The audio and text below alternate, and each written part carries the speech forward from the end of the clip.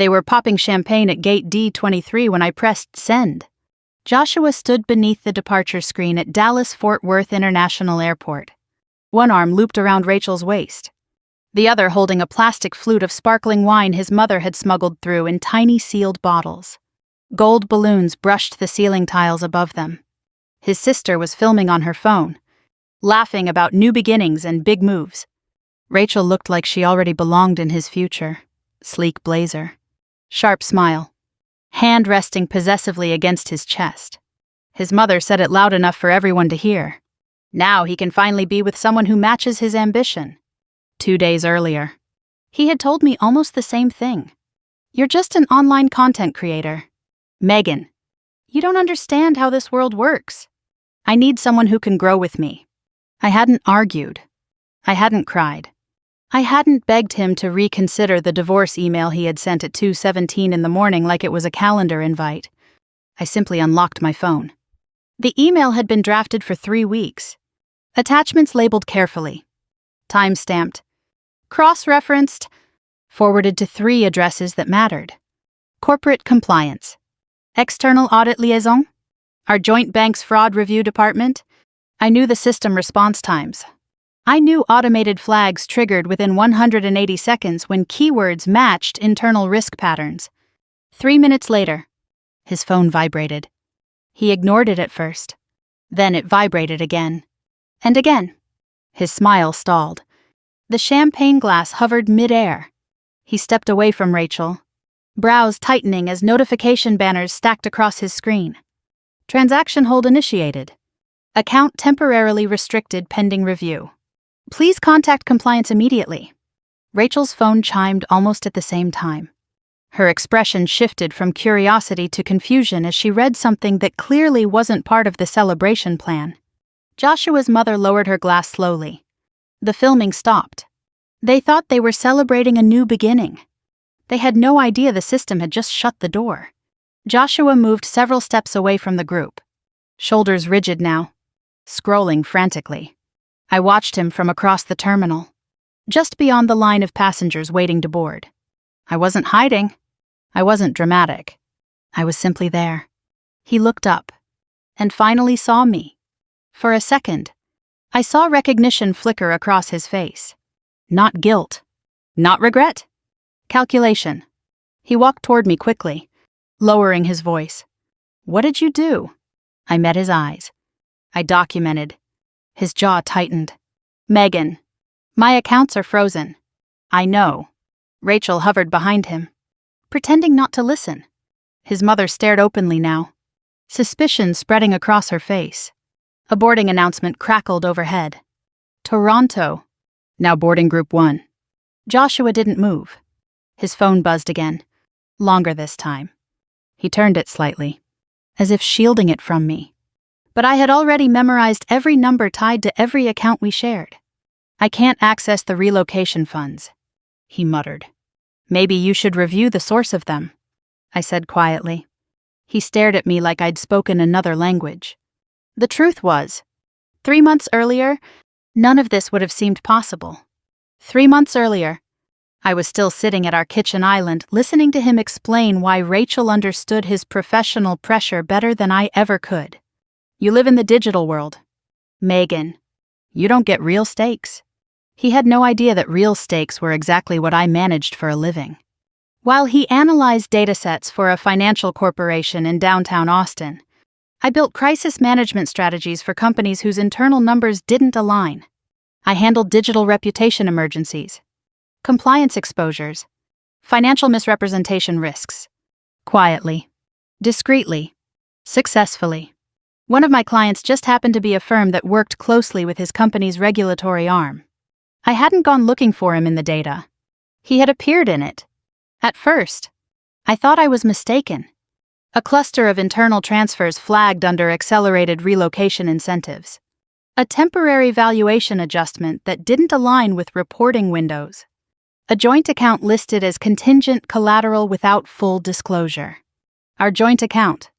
The same account he had quietly drained 2 weeks before filing for divorce. The same week he told me I wasn't ambitious enough. Back in the terminal, Joshua's voice dropped lower. You could have talked to me. I did. I said. You told me I didn't understand your world? His face paled slightly as another message appeared on his screen. Compliance escalation triggered? Rachel stepped forward. Joshua. What's happening? He didn't answer her. A uniformed airport staff member approached gently. Sir, we've been notified there's a hold on your travel authorization pending review. You may need to step aside with us for clarification. The champagne was forgotten now. His mother's mouth opened and closed without sound. Joshua looked at me again. Something close to disbelief forming. You're ruining my career. I forwarded documentation. I replied.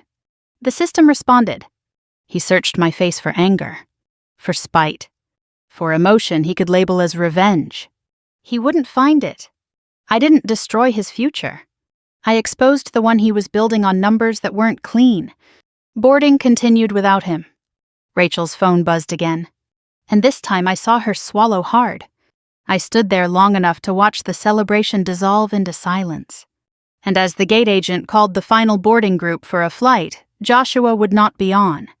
I realized something with absolute clarity. This wasn't the moment everything fell apart. This was the moment everything aligned. If you want to understand why I knew exactly which email to send, you have to go back 3 months, to the night he told me I wasn't enough for the life he wanted. 3 months before the airport. Joshua told me I wasn't enough. We were sitting at the kitchen island in our Austin condo, the city lights stretching wide beyond the balcony windows. He had just come back from a corporate networking dinner, still in his navy suit, tie loosened, smelling faintly of whiskey and expensive cologne. Rachel's name slipped into the conversation before I even realized we were having one. She understands how this world works, he said, pouring himself another drink. She's strategic, forward-thinking, ambitious. I waited. And you? I asked. He didn't look at me right away. He stared at his glass instead. You're comfortable, he said finally. You live online? You don't really see how high stakes this is. High stakes. The word lingered in the air between us. I run a business, I said quietly. He exhaled through his nose, almost amused. You manage social media crises for small companies. That's not the same thing as moving millions in financial analytics. He didn't know. Or maybe he never cared to ask. That night, after he went to bed, I stayed at the island with my laptop open. Not to argue. Not to draft emotional messages. But to review something that had unsettled me earlier that week. An encrypted client file. One of my long-term contracts involved digital reputation management and risk containment for firms connected to financial regulatory sectors. It required discretion, precision, and occasionally forensic pattern recognition. Joshua's company name had appeared in a risk summary report. At first, I assumed coincidence. Large firms overlap in industry spaces all the time. But then I saw a familiar structure code attached to a flagged internal movement. It was tied to a data analysis division.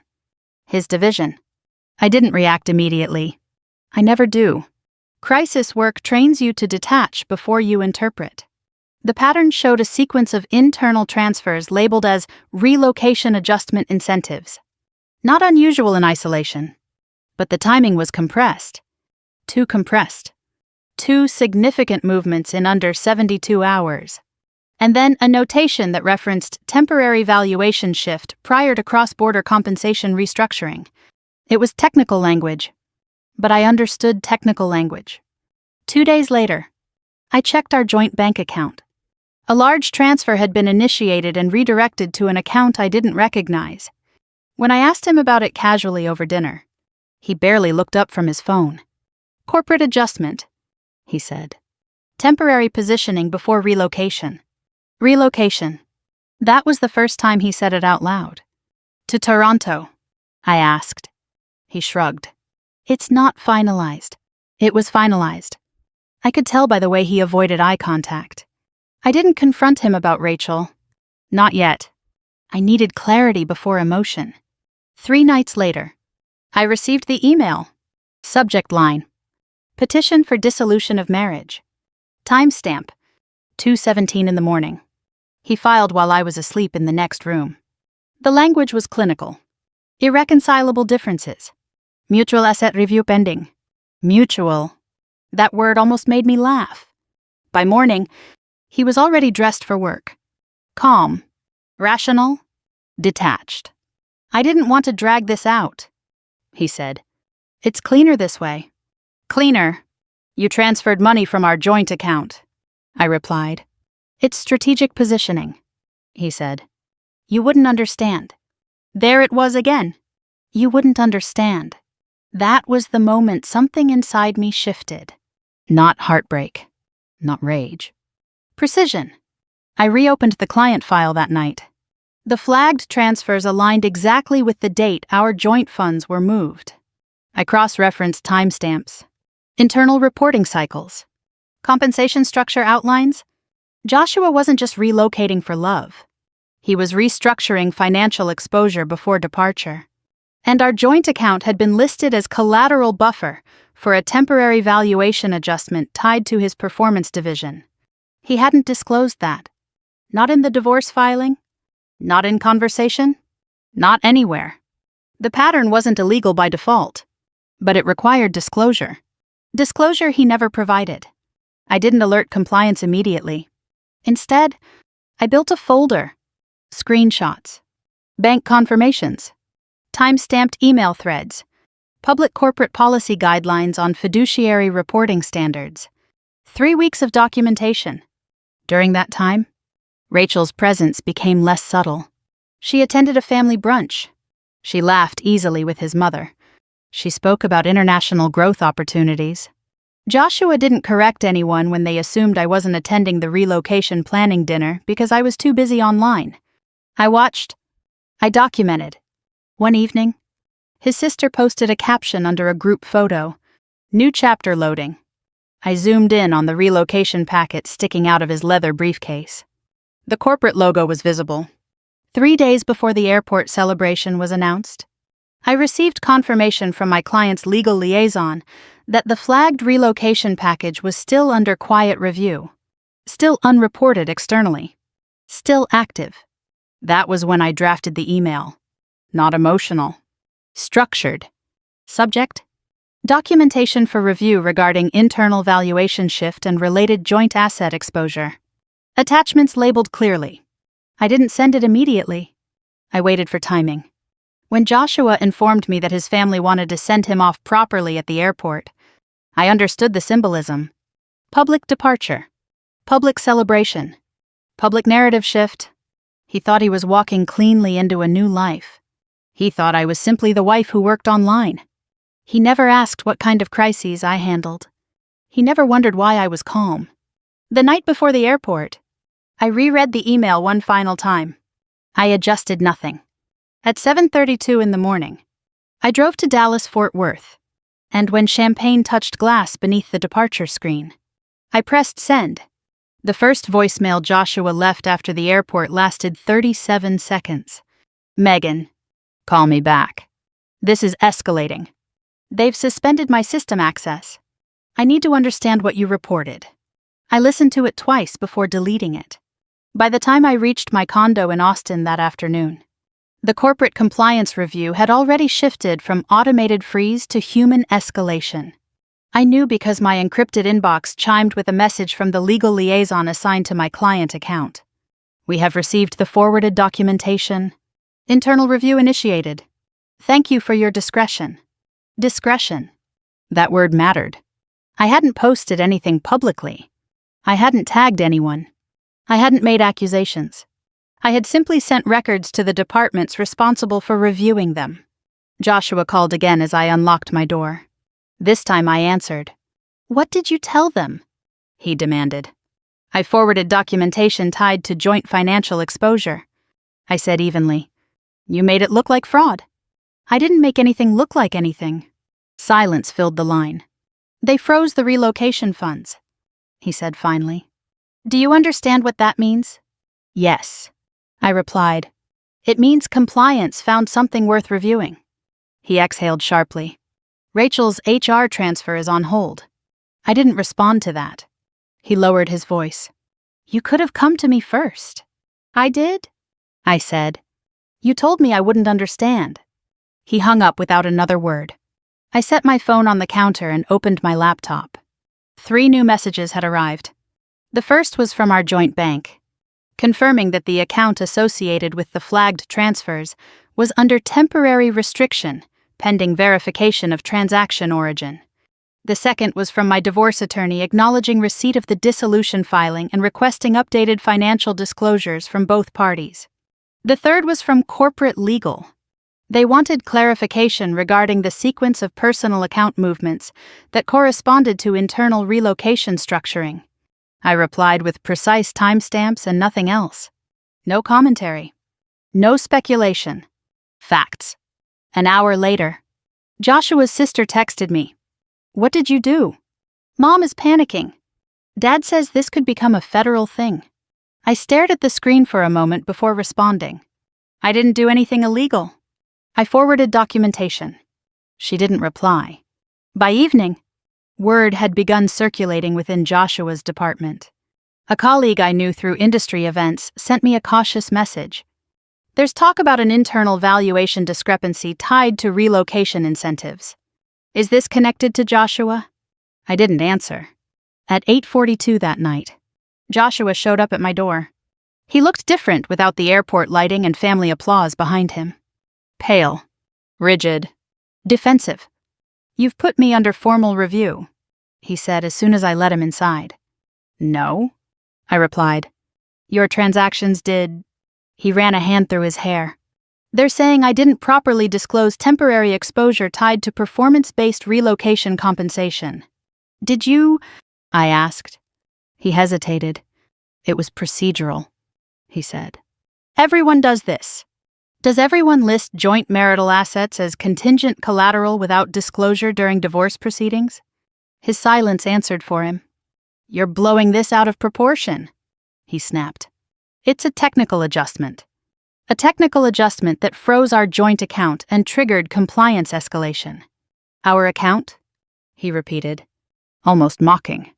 Yes, I said quietly. Ours. Until you decided it wasn't.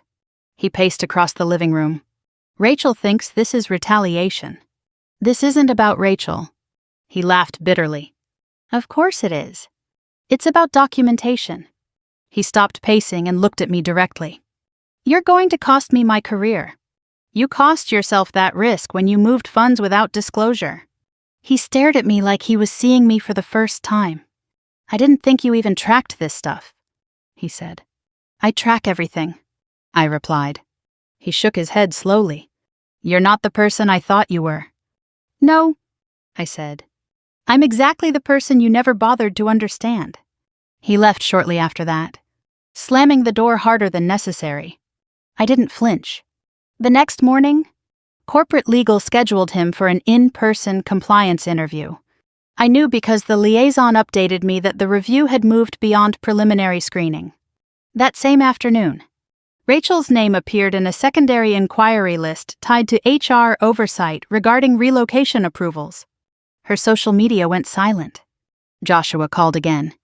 They're asking about the temporary valuation shift email, he said, voice strained. You attached internal language to your report. I attached publicly available policy guidelines and time-stamped transfers. I corrected. They're questioning intent. Then clarify it under oath, I said. There was a long pause. You're enjoying this, he said finally. No, I replied.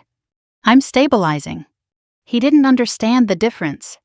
By the end of the week, he was placed on administrative suspension pending full review, system access revoked, corporate badge temporarily deactivated. The relocation package was officially suspended.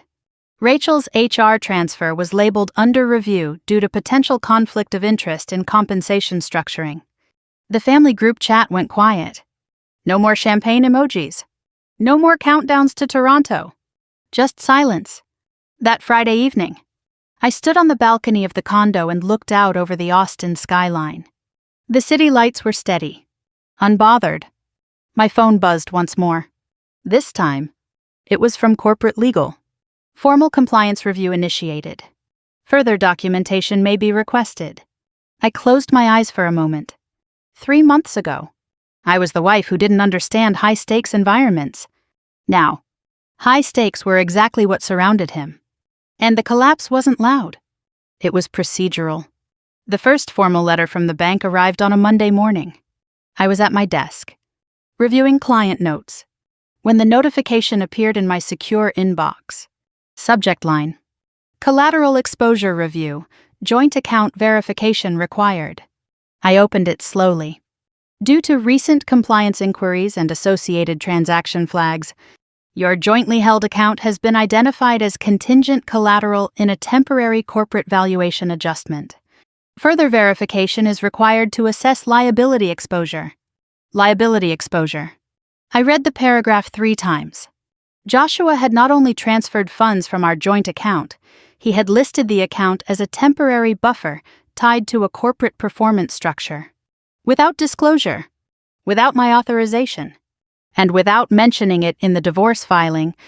I felt something then. Not panic. Precision. I immediately forwarded the notice to my attorney. Within 30 minutes, she called. Did you authorize any collateral linkage tied to his corporate compensation? She asked. No. Did he disclose that the joint account was referenced in a relocation-related valuation adjustment? No. She exhaled slowly. That changes the divorce landscape significantly. How?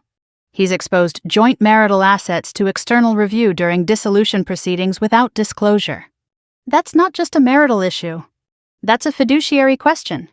Fiduciary. The word echoed differently this time.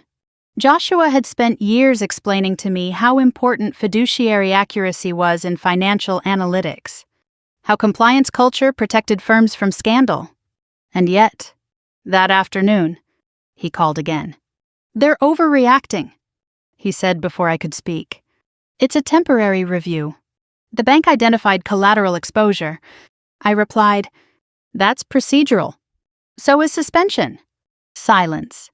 I needed to show stability in the relocation package. He said finally. It's optics.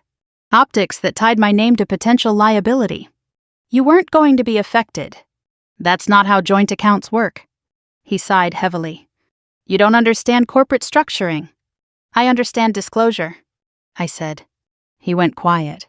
Later that evening, Rachel posted a vague message on her social media. Unexpected challenges. Growth comes through adversity. The airport photo was gone. 2 hours after that, Joshua texted, she's being called into HR. They think there was conflict of interest in how relocation compensation was processed. I didn't respond. The next morning, my attorney filed a motion requesting expedited financial disclosure due to non-disclosure of joint collateral linkage. The divorce case had shifted. It was no longer about irreconcilable differences. It was about asset exposure. At the compliance interview, Joshua was required to explain the temporary valuation shift language that appeared in his internal email.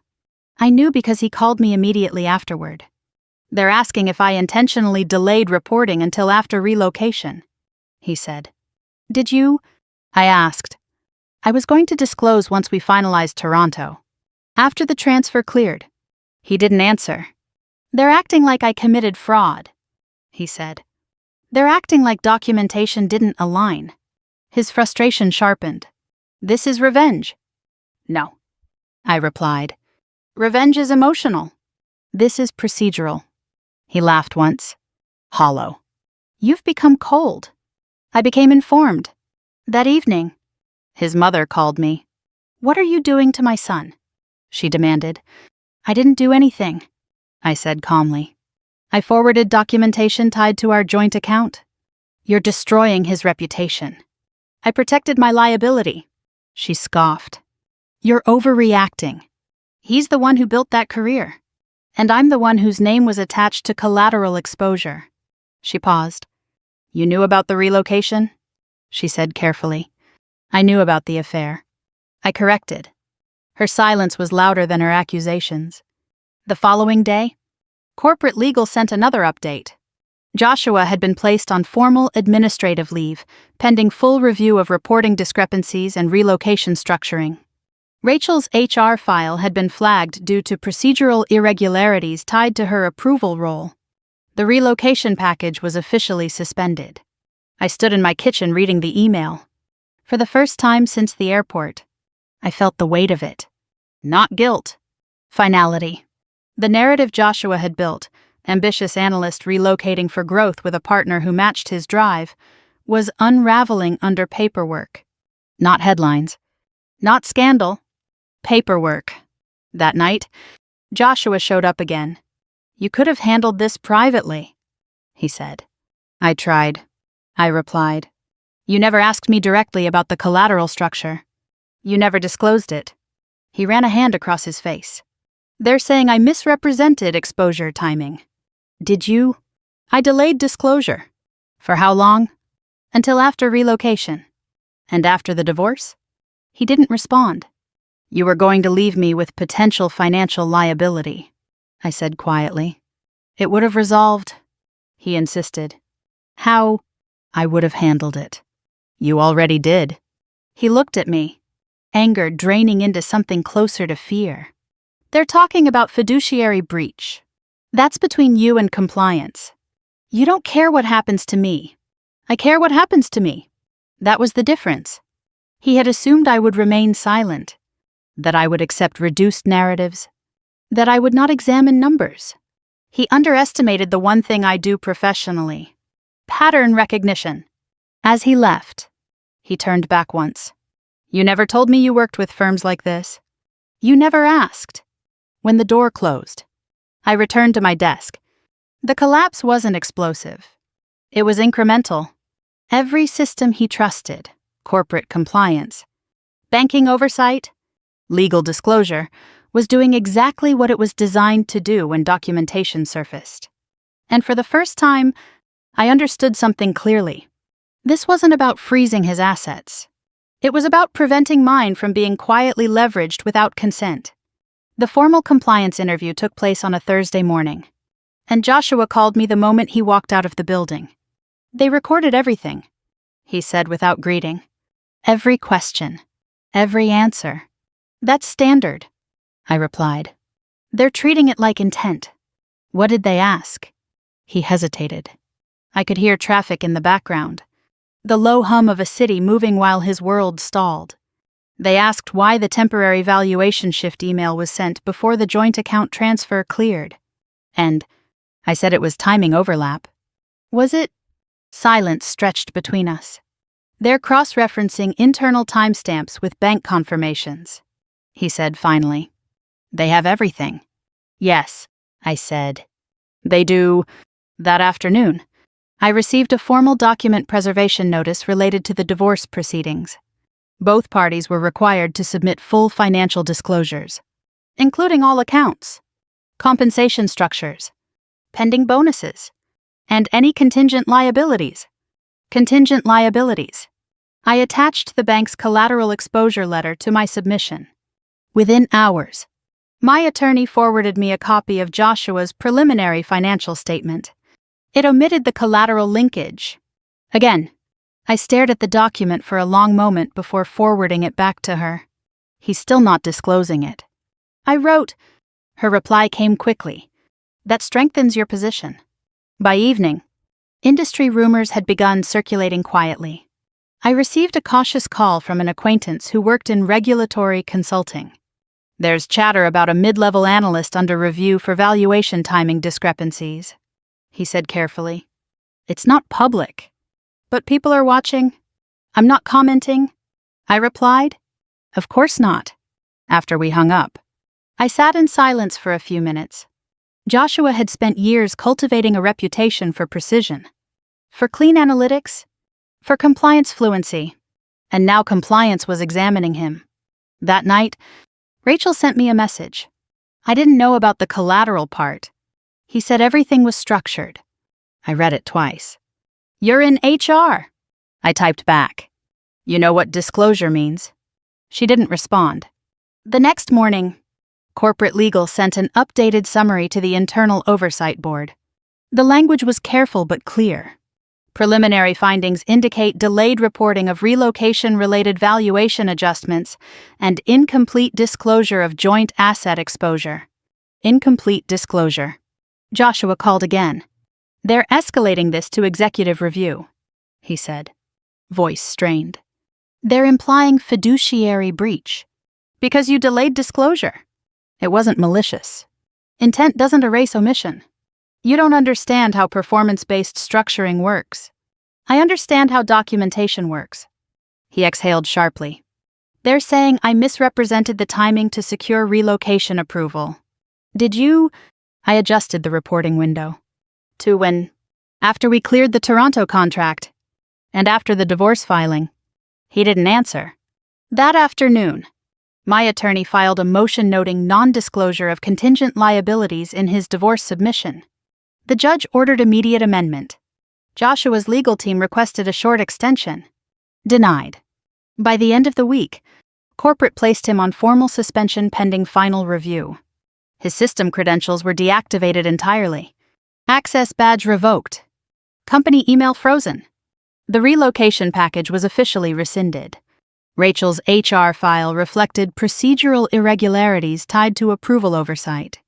Her name appeared in the secondary review notes. The family group chat remained silent. No one called me anymore. On Saturday evening, Joshua showed up unannounced again. He looked tired. Not angry this time. Not defensive. Just worn. They're asking if I ever informed you about the collateral linkage before filing for divorce, he said quietly. Did you? I asked. I assumed it would resolve before it mattered. That's not disclosure. He sank onto the edge of the couch. They're using the word intentional. Because timing aligns with your personal departure. He stared at the floor. I was trying to secure the relocation package, he said. Toronto was a promotion. A new start. With Rachel. He didn't deny it. You leveraged a joint account during dissolution proceedings, I said calmly. Without disclosure. It wasn't leverage. It was temporary structuring. Temporary structuring that tied my name to liability exposure. He rubbed his temples. They're asking whether I knowingly delayed reporting until after relocation to avoid internal review during transition. And he looked up at me then, something breaking behind his eyes. I thought I could control the timing. That was the truth. Control. He had believed he could control the narrative. The numbers? The departure. The divorce. He never accounted for documentation. They're reviewing everything now, he said. Every internal communication. Good.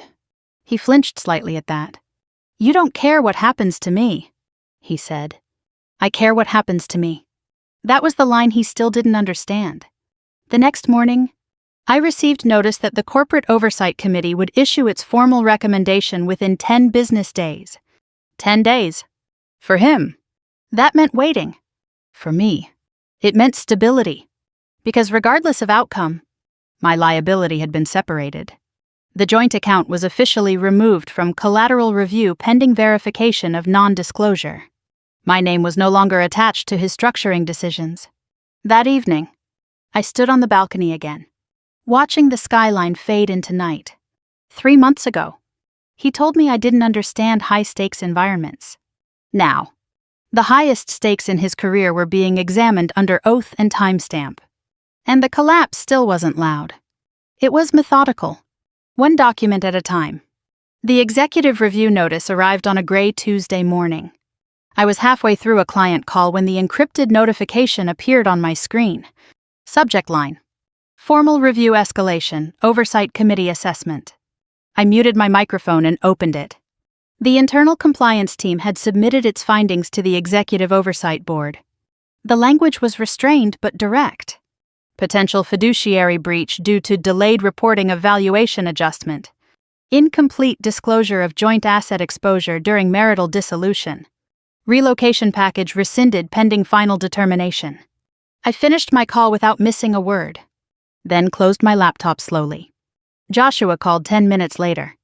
They've escalated it to executive, he said, voice low and unsteady. This isn't just compliance anymore. I read the notice. They're talking about formal disciplinary action. They're reviewing documentation. He let out a hollow laugh. You say that like it's neutral. It is. There was a long pause. They're questioning my integrity, he said. They're questioning your reporting. You're enjoying this. No, I replied. I'm protecting myself. He didn't respond. By midday, Rachel's name appeared again in the secondary review summary.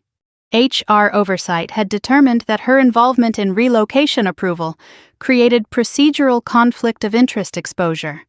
She had not initiated the valuation shift, but she had approved timing documents without flagging potential disclosure overlap. Her transfer was officially canceled. That afternoon, she sent me another message. He said it was temporary structuring. I believed him.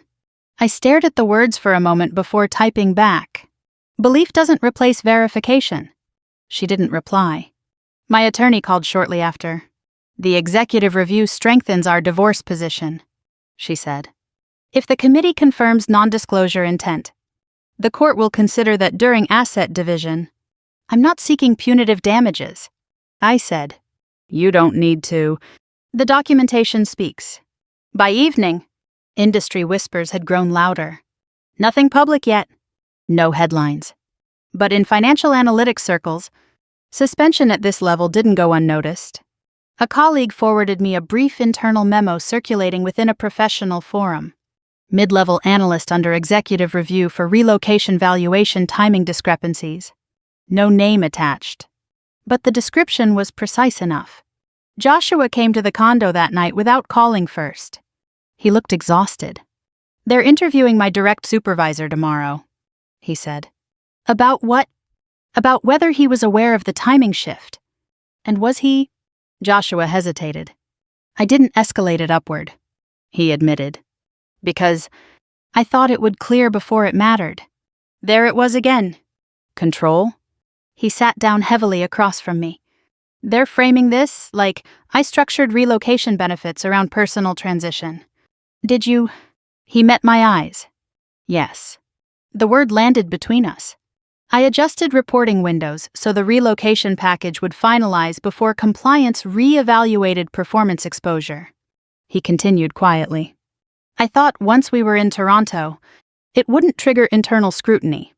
And the divorce? I asked. I filed before disclosure to avoid complicating the relocation contract. He said it plainly now. Not defensive. Not deflecting. Just factual. You were going to leave the country with relocation incentives secured under delayed disclosure, while our joint account remained listed as collateral. I said, yes. The honesty almost surprised me. They're going to call that intent, I said. I know. Silence filled the room. You underestimated me, I added softly. He gave a tired smile.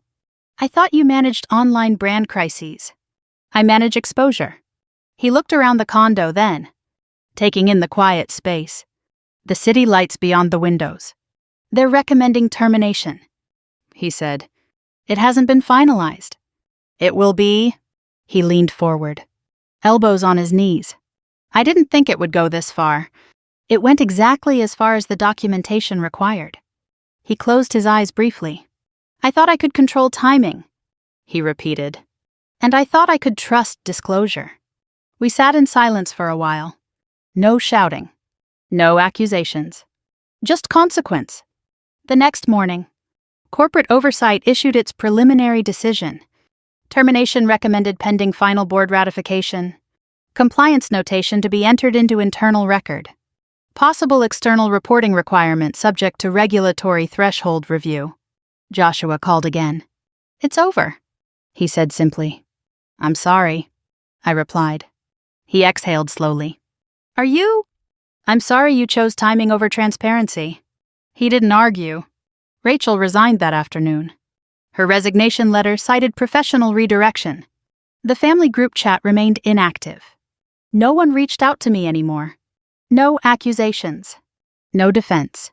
Just absence. By the end of the week, the joint account was fully separated from any corporate review. My name cleared of collateral exposure.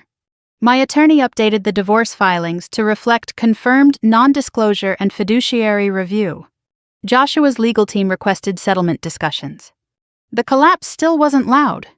There were no headlines, no public humiliation, just procedural consequences cascading through systems designed to detect inconsistencies. That night, I stood alone on the balcony again. 3 months ago, he told me I didn't understand high-stakes environments. Now, high stakes had redefined him, and I felt something unexpected. Not triumph, stability. Because for the first time since the divorce filing, my name wasn't attached to his risk, and that was enough. The settlement proposal arrived the same afternoon his termination was finalized. I was reviewing client analytics when my attorney's email notification appeared. Attached was a draft agreement from Joshua's legal team labeled Confidential Preliminary Settlement Discussion. I opened it slowly. He was offering to waive any claim to a portion of the condo's equity in exchange for a confidentiality clause and expedited dissolution. He requested that both parties agree not to discuss corporate findings publicly or in professional circles. He also requested a statement affirming that the joint account collateral linkage had been mutually misunderstood. Mutually? I leaned back in my chair and let out a quiet breath.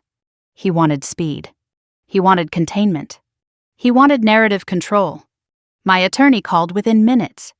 "They're trying to limit reputational bleed," she said. "They know the compliance notation will complicate his job search." "I'm not discussing this publicly," I replied. "You don't have to," she said. "But the language implying mutual misunderstanding is inaccurate." "Yes," I said. "It is." Joshua called that evening. "I'm not asking you to lie," he said before I could speak. "Just to acknowledge that there was confusion." "There wasn't confusion," I replied. "There was a mission. It wasn't malicious. It was intentional." He was quiet for a moment. "They're going to report it internally to industry reference networks," he said. "If it spreads, I'm finished." "You adjusted disclosure timing during divorce proceedings," I said calmly. "The systems responded. You could help limit the damage." "How?" "By agreeing the joint collateral listing was procedural and not disputed." "It was disputed," I said. "Only after you escalated." "I escalated because it wasn't disclosed." He exhaled sharply. "You're going to hold this line forever." "I'm going to hold accuracy." Silence settled between us again. He shifted tactics. "I'll give you everything you want in the divorce. This isn't about leverage." "Then what is it about?" "Clarity." He laughed once. Bitterly. "You always talk like you're presenting a case study." "I am." He didn't respond. After we hung up, I reread the settlement draft. The language was subtle, carefully constructed. It framed the collateral linkage as administrative overlap and suggested that emotional escalation influenced external reporting. Emotional escalation. That was the word they chose. I forwarded the draft back to my attorney with one note. Strike all language implying mutual misunderstanding or emotional motivation. The following week, we appeared in court for a status conference. Joshua looked smaller somehow without corporate affiliation attached to his name. His suit was still tailored, but something about him felt unanchored. The judge reviewed updated financial disclosures and noted the confirmed non-disclosure finding from corporate oversight. Given the fiduciary review and timing of the transfers, the judge said, "The court will consider these facts in asset allocation." Joshua's attorney requested leniency in asset division due to career impact. The judge did not comment. Outside the courtroom, Joshua asked for a private moment. "I lost my job," he said quietly. "Rachel resigned. My relocation is gone. What more do you need?" "I don't need anything," I replied. "Then why won't you just finalize this quietly?" "Because quiet language that distorts facts protects you at my expense." He ran a hand across his jaw. "You're punishing me." "No," I said. "I'm declining to rewrite the record." He looked at me for a long time. "I never thought you'd do this. I never thought you'd list our joint account as collateral without telling me." That ended the conversation. 2 days later, His attorney returned with a revised settlement draft. No confidentiality clause regarding corporate findings. No reference to mutual misunderstanding. Asset division heavily in my favor. Full retention of the condo. Protection of all independent business income.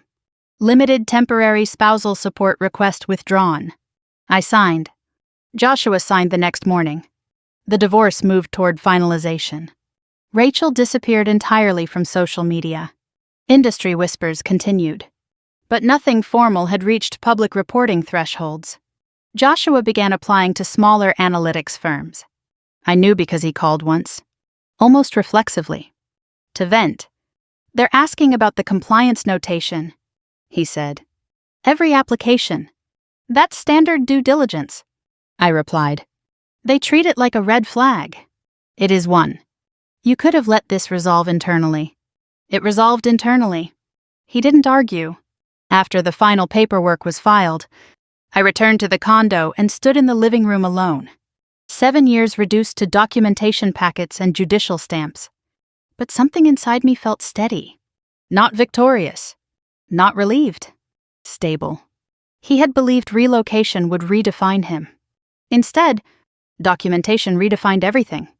That night, I received an invitation to speak on a business podcast about digital reputation and risk containment in professional environments. I stared at the email for a long moment. 3 months ago, he told me I didn't operate in high-stakes spaces.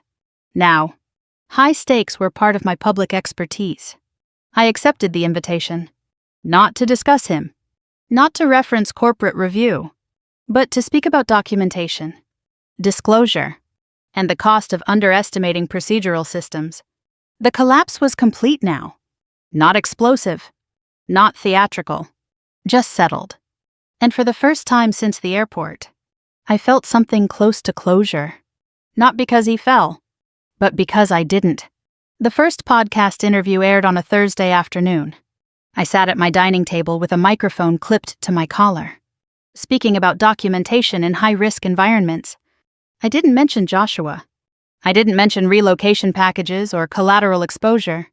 I spoke about systems, transparency, and the cost of delayed disclosure in professional settings. The host asked me, "Why do people underestimate compliance risk?" "Because they confuse control with concealment," I replied. After it went live, my inbox filled quietly. Not with gossip, with inquiries. Entrepreneurs asking about asset protection during partnerships. Founders asking how to prevent internal reporting blind spots. A small venture firm requesting a consultation on disclosure frameworks. Joshua texted that evening, "You're capitalizing on this." I stared at the message before typing back, "I'm building my business." He didn't respond. By the end of the week, 2 new clients signed contracts with my firm. One specifically cited my clarity during the interview as the reason. Clarity. That word felt different now. The divorce was finalized the following Monday. No ceremony, no drama, just signatures. The judge confirmed asset division based on documentation submitted and noted that non-disclosure findings weighed heavily in allocation. I walked out of the courthouse alone. Outside, the sky was bright and cloudless. Joshua stood near the steps, hands in his pockets. "It's done," he said. "Yes." He looked at me like he wanted to say more. "They're circulating my compliance notation internally," he said quietly. "It's not public, but it's accessible during background review. That's how internal systems work. You don't feel anything about that?" "I feel relieved my name isn't attached to it." He nodded slowly. "I underestimated you," he said. "You underestimated documentation." He almost smiled at that. "Rachel moved back to Chicago," he added. "She found a smaller HR role." I didn't ask more. "I never meant to expose you," he said. "You exposed yourself," I replied gently. He didn't argue. That night, I reorganized the condo, removed framed photos from shelves, cleared a closet, replaced a rug.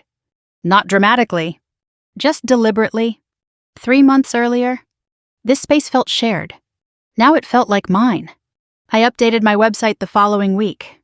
Expanded service offerings to include financial boundary consulting for professionals, navigating divorce and asset restructuring. Added a section about risk awareness in marital partnerships. Not emotional. Practical.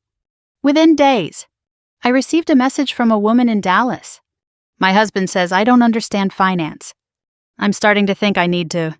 I responded with a consultation link. Joshua called again 2 weeks later. I have an offer, he said. It's smaller. Different industry? Less exposure. That's good. They asked directly about the relocation review. And I told them the truth. What did that feel like? Humbling. There was no bitterness in his voice now. Just fatigue. They asked why I delayed disclosure. He continued. I told them I thought I could control timing. And they said control is different from compliance. I closed my eyes briefly. They're right. He exhaled slowly. I wish I'd asked you what you actually did. You didn't need to ask, I said. You just needed to listen. Silence settled. Do you ever regret it? He asked suddenly. What? Sending the email. I thought about that carefully. No, I said. Not because of revenge. Not because of collapse. But because without it, my name would have remained tied to risk I didn't authorize. He didn't argue. After we hung up, I stepped onto the balcony. The Austin skyline shimmered under late summer heat. 3 months ago, I stood here wondering how a 7-year marriage could dissolve through an email sent at 2:17 in the morning. Now, I stood here understanding something different. It hadn't dissolved through one email. It dissolved through years of assumption. He assumed I wouldn't track numbers. He assumed I wouldn't question structuring. He assumed I would remain quiet. The airport had been symbolic. Champagne glasses raised to celebrate a future built on selective disclosure. And 3 minutes later, phones vibrating with consequences. But the real turning point wasn't the airport. It was the moment I realized silence without documentation isn't strength. Documentation is... My phone buzzed once more. Another consultation request. Another woman asking about joint accounts and relocation clauses. I went back inside and opened my laptop. Not to defend myself. Not to explain the past. But to build something steady from it. Joshua thought relocation would redefine his life. Instead, disclosure redefined mine. And for the first time in months, the quiet inside the condo didn't feel like absence. It felt like space. The official compliance outcome letter arrived on a Wednesday morning. I recognized the formatting immediately. Corporate seal at the top. Structured paragraphs. Carefully neutral language designed to state impact without theatrics. Following executive review. Findings confirmed delayed disclosure evaluation adjustment tied to relocation structuring and incomplete reporting of joint asset exposure. Employment terminated effective immediately. Internal notation filed. Regulatory reporting threshold not met at this time. Not met at this time. Joshua called within minutes. It's final, he said. I know. They terminated me. Yes. He was quiet for a long moment. They're not escalating to external regulators. That's good. Is it? He asked. It limits exposure. He laughed softly. Almost to himself. You talk like you're still advising a client. I'm advising myself. He exhaled. They documented everything, he said. Every timeline, every email, every transfer. That's what systems do. They used the word intent. I didn't respond. They said I knowingly adjusted reporting windows to secure relocation benefits before internal review. He continued. They said that qualifies as fiduciary breach. It does. He didn't argue. They're entering it into internal industry networks, he added. Background checks will flag it. That's standard compliance reporting. I'll have to start over somewhere smaller. That might not be a bad thing. Silence again. I didn't think 3 minutes at an airport would do this, he said. It wasn't 3 minutes, I replied. It was 3 months of documentation. He understood that now. After we hung up, I opened the window and let the warm Austin air move through the condo. The collapse wasn't explosive. There were no headlines. No public statements. Just a record. Joshua texted later that afternoon. Rachel accepted a role in a different state. We're not relocating together. I stared at the message before typing back. I hope she finds clarity. He didn't reply. That evening, I received an invitation from a regional entrepreneurship summit asking me to speak on financial transparency and partnerships. I almost declined. Then I accepted. Not because of what happened, but because of what I learned. The following week, I stood backstage at the summit, listening to the moderator introduce me as a digital reputation strategist specializing in high-risk exposure environments. I walked onto the stage calmly. I spoke about documentation, about how joint assets can become unintended collateral if disclosure is delayed, about the difference between emotional reaction and procedural response. I never said Joshua's name. I didn't need to.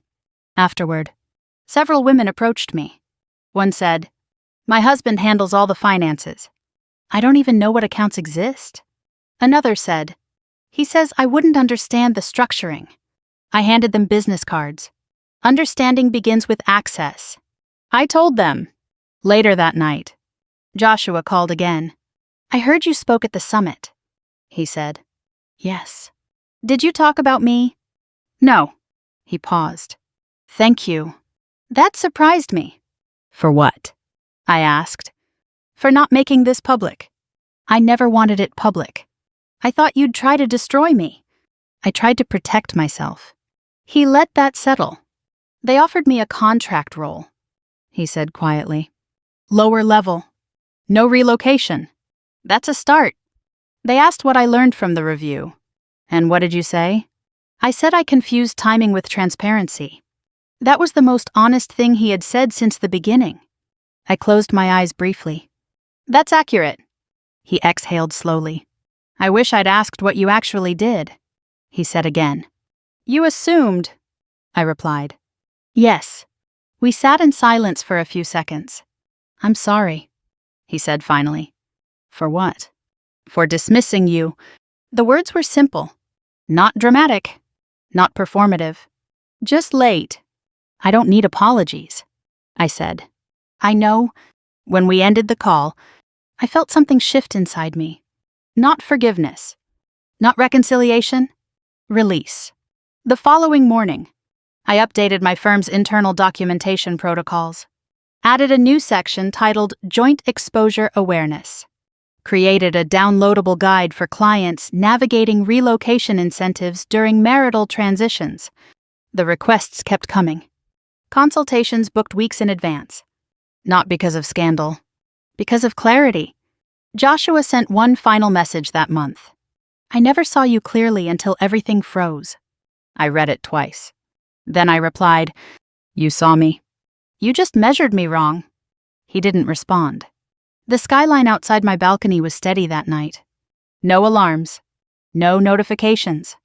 No vibrating phones stacked with escalation warnings. Just stillness. 3 months ago, I stood in an airport watching champagne spill into plastic cups. 3 minutes later, systems triggered. 3 months later, everything had recalibrated. He lost a position. She lost a relocation. I lost a marriage. But what I gained was precision. And precision doesn't collapse. It stabilizes. I turned off the lights and let the quiet settle fully into the room. For the first time since that airport morning, there was nothing left to document. The contract role Joshua mentioned turned out to be in a smaller analytics firm outside the main financial corridor. He told me about it over the phone on a Sunday evening. "They asked for a full disclosure summary," he said. "Not just the compliance notation. A written explanation. That's standard when there's documented fiduciary review," I replied. "They wanted detail about the relocation structuring. And I wrote that I failed to disclose collateral linkage during a marital dissolution and delayed reporting to secure a compensation package." There was no defensiveness in his voice now. "Did that feel accurate?" I asked. "Yes." I sat at the kitchen island with my laptop open, listening to him breathe on the other end of the line. "They asked what I would do differently," he continued. "And what did you say?" I said I would disclose immediately, regardless of timing.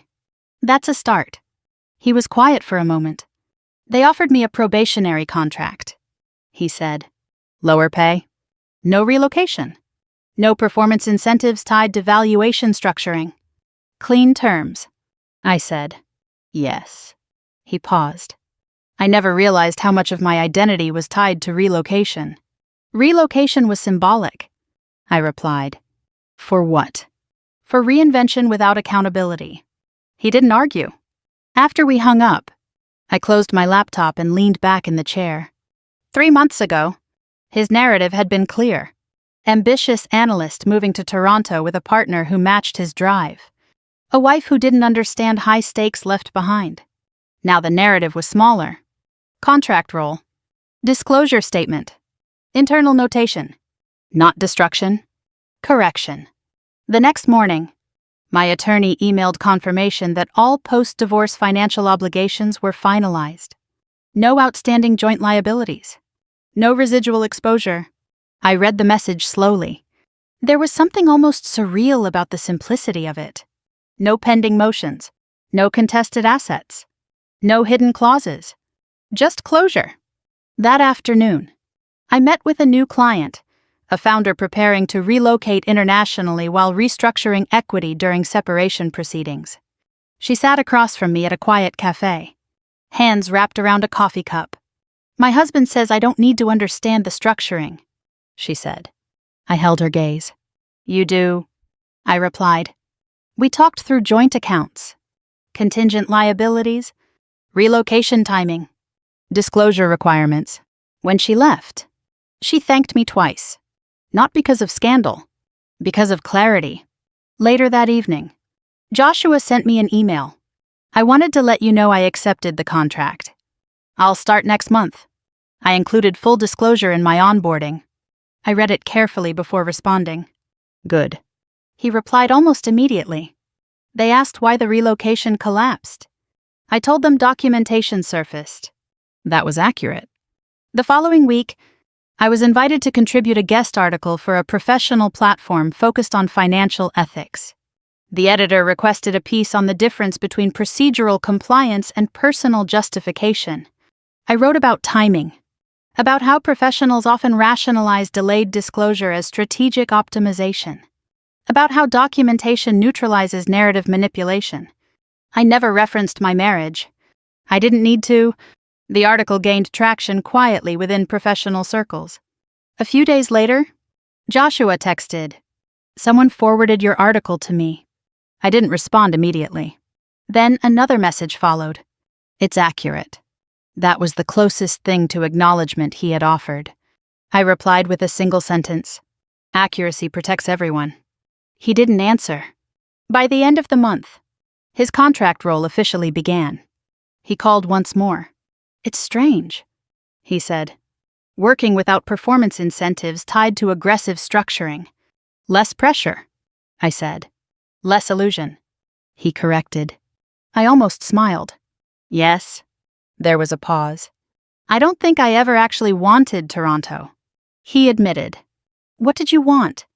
I wanted validation. And you thought relocation would give it to you? Yes. Silence filled the space between us again. I never realized how much I measured you against external optics, he said quietly. I know. I was wrong. Yes. He exhaled slowly.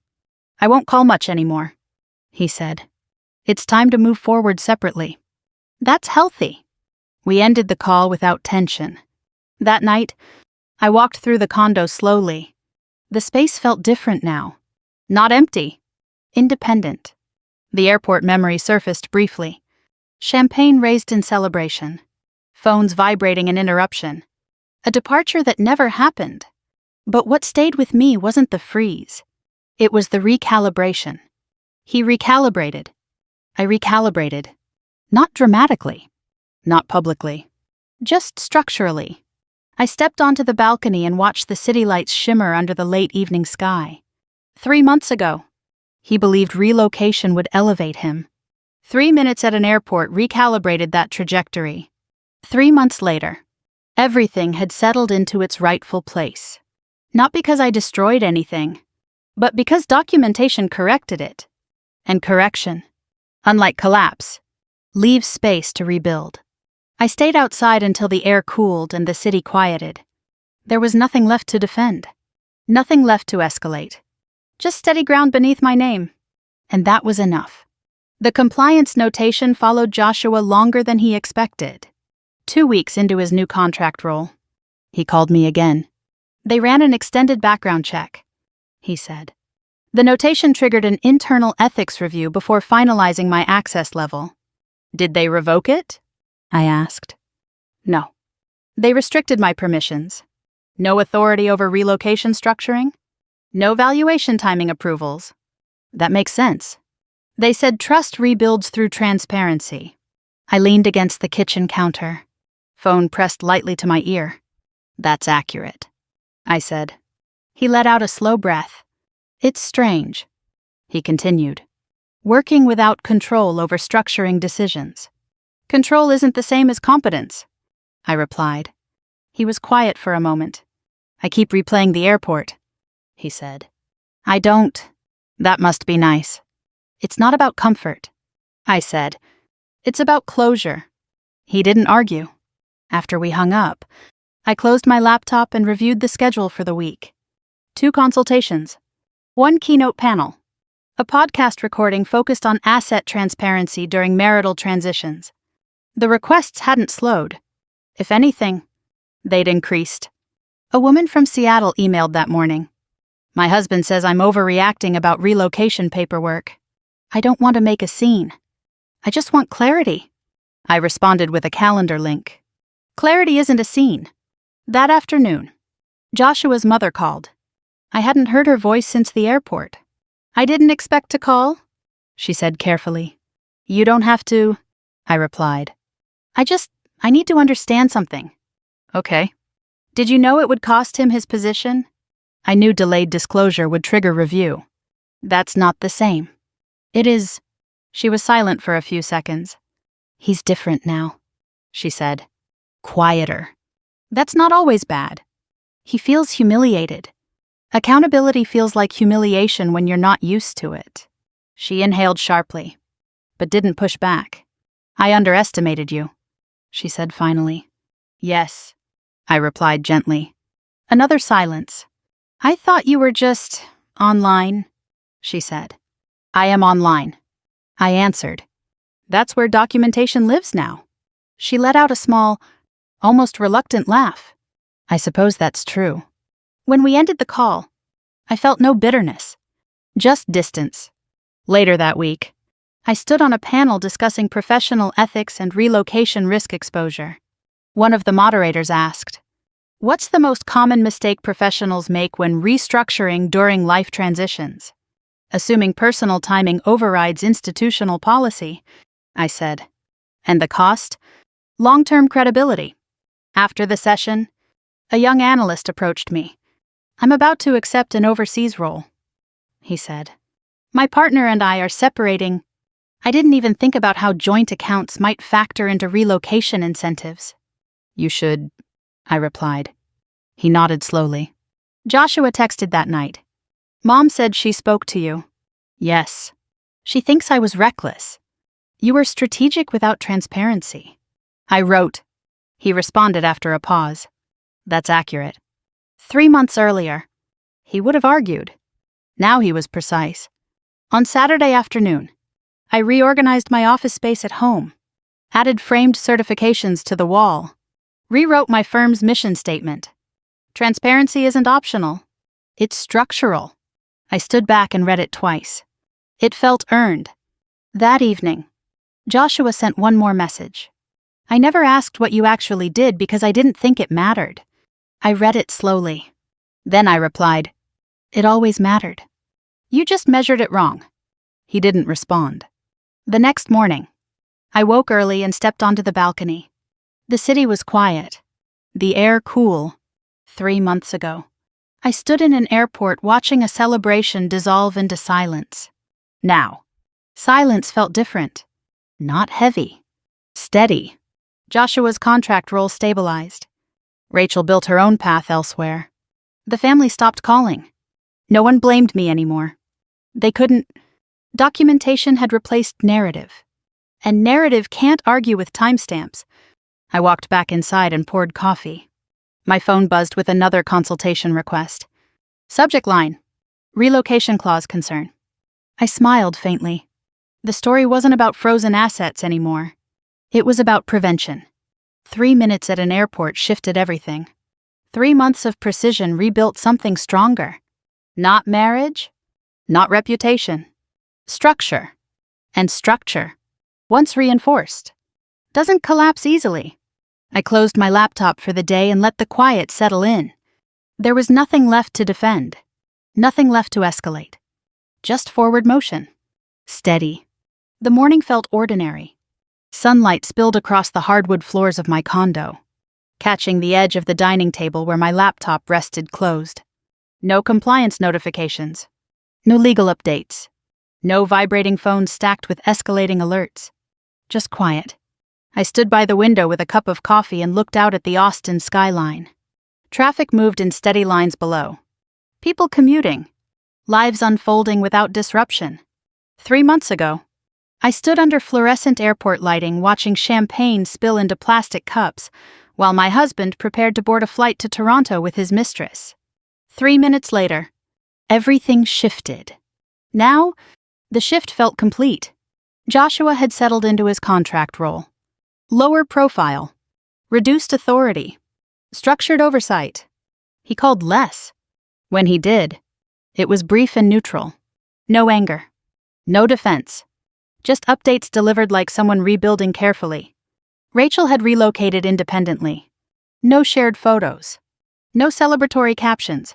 Her name stopped appearing in connection with his. The airport had been a spectacle. The aftermath had been paperwork. And what remained was structure. I walked back inside and opened my laptop. My calendar was full.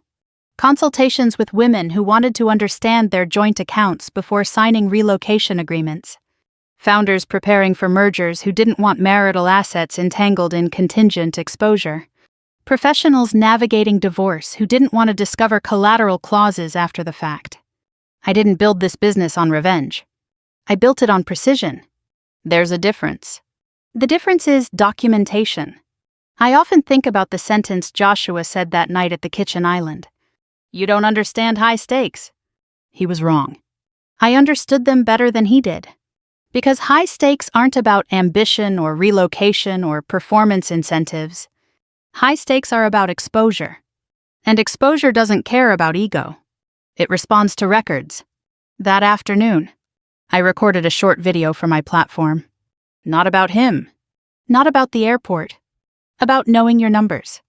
About asking questions when someone tells you, you wouldn't understand. About refusing to shrink just to keep someone comfortable. I didn't cry at the airport. I didn't yell. I didn't make a scene. I pressed send. And the system did what systems are designed to do when facts surface. Joshua once asked me if I ever regretted sending that email. I don't. Not because it cost him something, but because it protected me. There's a version of this story where I stayed quiet, where I assumed it would resolve, where my name remained attached to collateral exposure I never approved, where relocation happened, where divorce finalized quietly, where documentation caught up later. That version would have cost me far more. Instead, I chose clarity. And clarity doesn't scream. It submits records. It timestamps truth. It lets institutions respond. I closed my laptop and stepped back onto the balcony. The city felt wide and open. No illusion left to collapse. No narrative left to defend. Just space. Joshua texted once more that evening. I finally understand what you meant by exposure. I read it slowly. Then I replied, good. That was enough. If you've ever been told you wouldn't understand something because it's too complex or too high level, ask yourself who benefits from you staying uninformed. If you've ever been labeled just the wife, just online, just not enough, remember this. Being quiet is not the same as being unaware. Documentation is power. Transparency is protection. And systems don't respond to emotion. They respond to evidence. If this story resonated with you, if you've ever had to protect yourself quietly before anyone realized what you were capable of, share your experience in the comments. Your story might be the clarity someone else needs. And if you want more stories about accountability, hidden power, and what happens when documentation replaces ego, stay here. Subscribe, because sometimes the strongest revenge isn't destruction, it's stability. And stability begins the moment you decide to know exactly what your name is attached to. This story is fictionalized for dramatic effect.